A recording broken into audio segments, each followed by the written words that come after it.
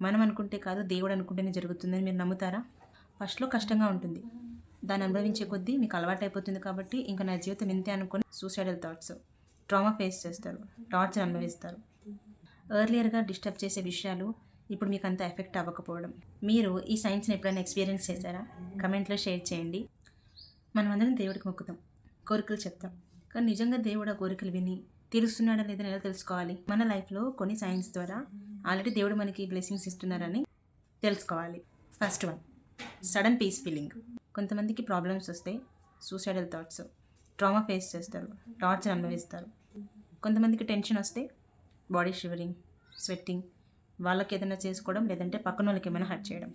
కానీ కొంతమంది gifted children మాత్రం ప్రాబ్లమ్స్ ఉన్నా కూడా ఇన్సైడ్ చాలా కామ్గా ఫీల్ అవుతారు.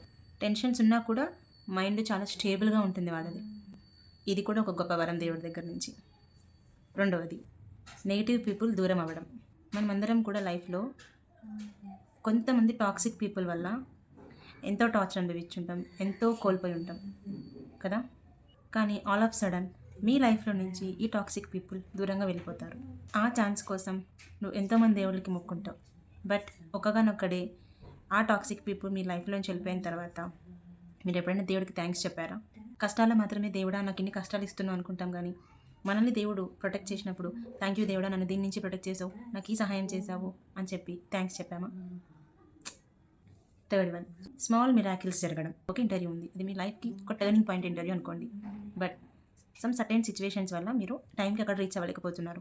ఓన్ వెహికల్ లేకపోవడమో, పబ్లిక్ ట్రాన్స్పోర్ట్ వల్లనో, ఇంట్లో లేట్ అవ్వడం వల్లనో, ఇంకేదో అదర్ పర్టికులర్ రీజన్ వల్ల లేట్ అవ్విద్ది అనుకున్న దగ్గర కరెక్ట్ టైంకి మీకు ఒక అన్నోన్ పర్సన్ ఆర్ మనకు తెలిసిన పర్సన్ ద్వారానే ఒక హెల్ప్ అందుతుంది.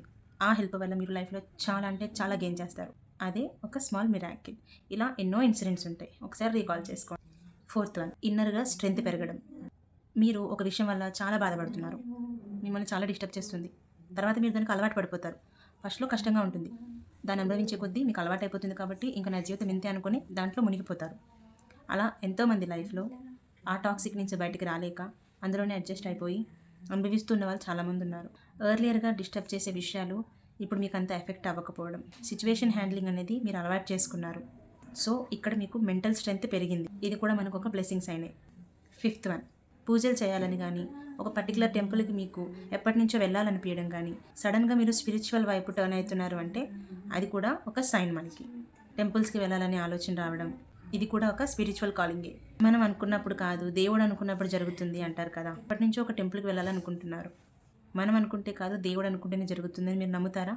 మీరు ఎప్పటి నుంచో ప్రీప్లాన్డ్గా ప్లాన్ చేస్తున్నది కొన్ని సిచ్యువేషన్స్లో ఏదో ఒక అడ్డంకి వల్ల ఫ్లాప్ అవుతుంది. బట్ అన్ఎక్స్పెక్టెడ్ ట్రిప్ ఏదైనా టెంపుల్కి కానీ ఎక్కడికైనా కానీ అన్ఎక్స్పెక్టెడ్గా మీరు అనుకున్నది మాత్రం సక్సెస్ఫుల్ అవుతుంది. ఇలాగా దేవుడి గురించి ఆలోచన లేని మనిషి కూడా సడన్గా దేవుడి నుంచి పిలుపు రావడం వల్ల వాళ్ళలో చేంజెస్ ఉంటాయి. దాన్ని స్పిరిచువల్ కాలింగ్ అంటారు. మీరు ఈ సైన్స్ని ఎప్పుడైనా ఎక్స్పీరియన్స్ చేశారా? కమెంట్లో షేర్ చేయండి. వీడియో నచ్చితే లైక్ చేయండి, షేర్ చేయండి. ఇలాంటి మరెన్నో ముచ్చట్లు మనం చెప్పుకోవాలి కాబట్టి సబ్స్క్రైబ్ చేసుకోండి. Thank you.